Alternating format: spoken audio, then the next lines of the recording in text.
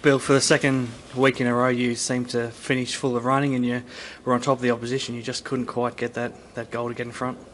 Yeah, look, last week I guess it was a case of really inaccurate in front of goals, and today was the result of the conditions. Clearly, there was less of a puddle at the left-hand end than there was a right-hand end, and we unfortunately were kicking into the puddles, which didn't help us in the last quarter. But I thought, apart from the second quarter today, I thought our effort was there, and we were able to match them in a lot of areas. So disappointing to come up short.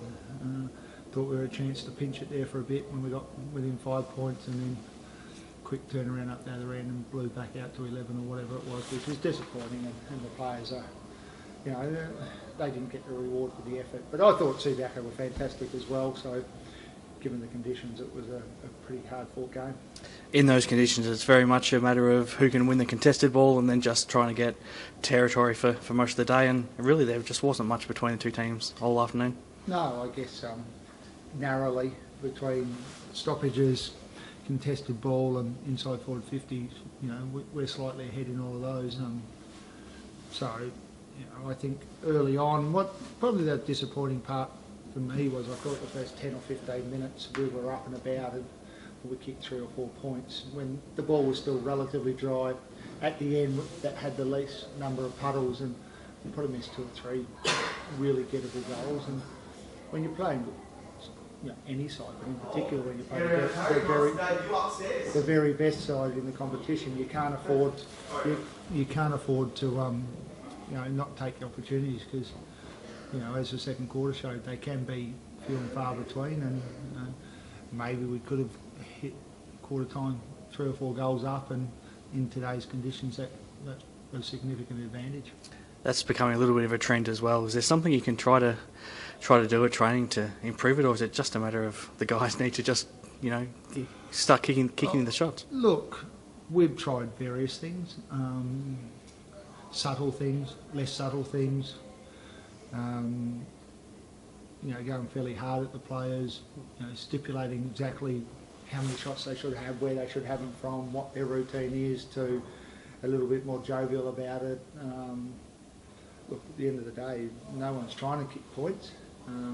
But I would have thought today, if you look at both sides, and I'm not sure what the scores were at the other grounds and what the conditions of the other grounds were, I would have thought today's probably not a good day to judge our goal kicking, apart from I think the 2 or 3 early on where we missed set shots from 20 or 30 metres out. But as the day went along, I think Subiaco missed their fair share of gettable goals as well. That's somewhat balanced off. Aidan Lynch kicked one from 45 metres out that floated through. So you take the good with the bad. But I think, and like I said, I don't know the other scores, but clearly it wasn't a good day for goal kicking at Arena Joondalup.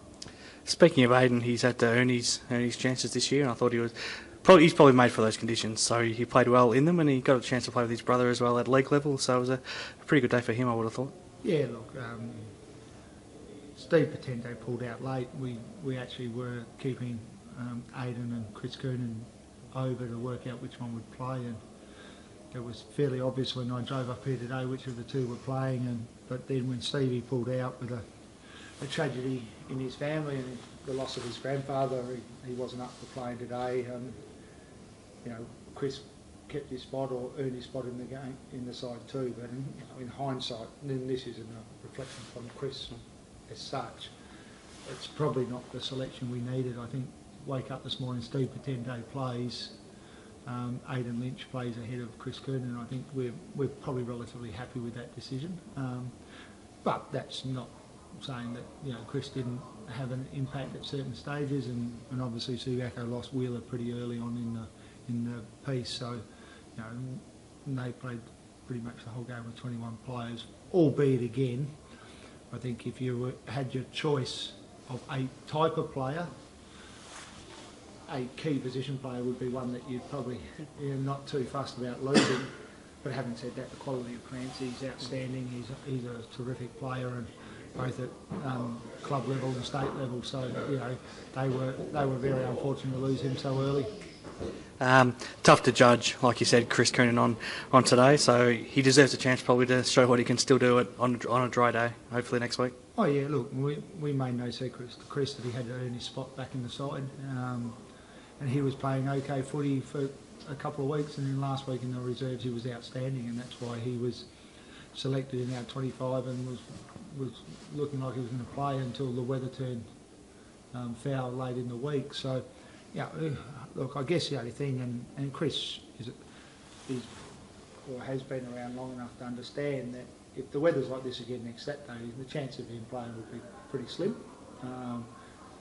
But if the weather's fine, we think, you know, our conversation with Chris was when you get back into form, we expect you to hold your spot in the side, and there'd be no reason on a dry day that he wouldn't be nearly an automatic selection next week. But if it's wet like this and we're playing in puddles, then we probably won't pick him. Ben King, did he do something? Did he get hurt again during the day? Not that I know of.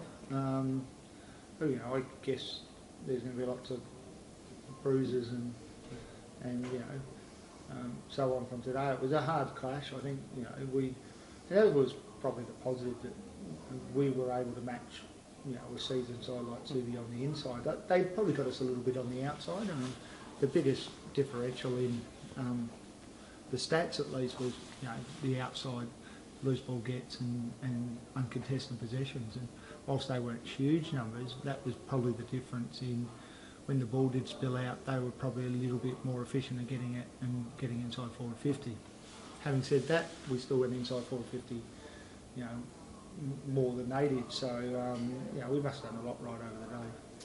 I thought Cody Manning was really good on Liam Ryan again, and that's a matchup that I think a lot of people could just sit there and watch all day, watching those two go at it. Were you happy with Cody's effort? Oh, yes and no. I mean, Liam Ryan's had 5 shots on goal in the conditions. That's, you know, that's probably a good return.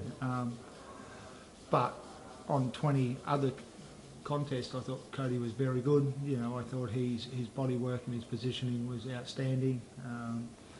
But, you know, whilst I'm always happy with what Cody delivers, to give up 5 scoring shots, you know, we've got to keep that into perspective. Would I like him to keep him to no goals 3 or no score? Then yeah. So, but Cody wasn't poor. But you know, Liam's an outstanding player, and you've got to be at your best at all times, and he takes his opportunities. You haven't played badly the last 2 weeks, but now all of a sudden, 3 losses in a row make next week against Peel even bigger.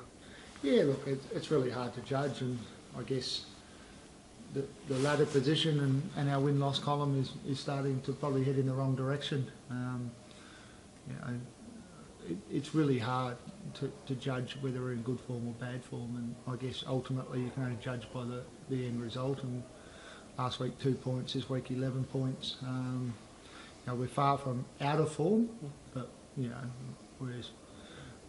we're significantly below where we think we need to be.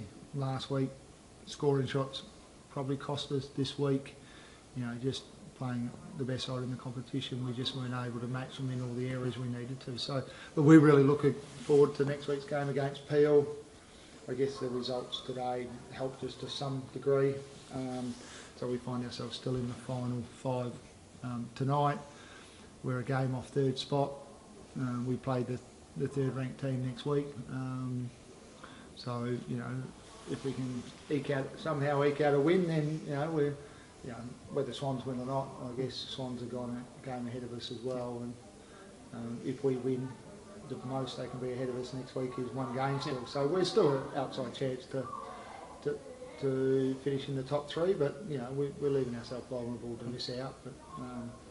But the fixtures, I don't look that closely as the fixtures really, because there's so many permutations. I'm sure that there's enough sides playing each other around.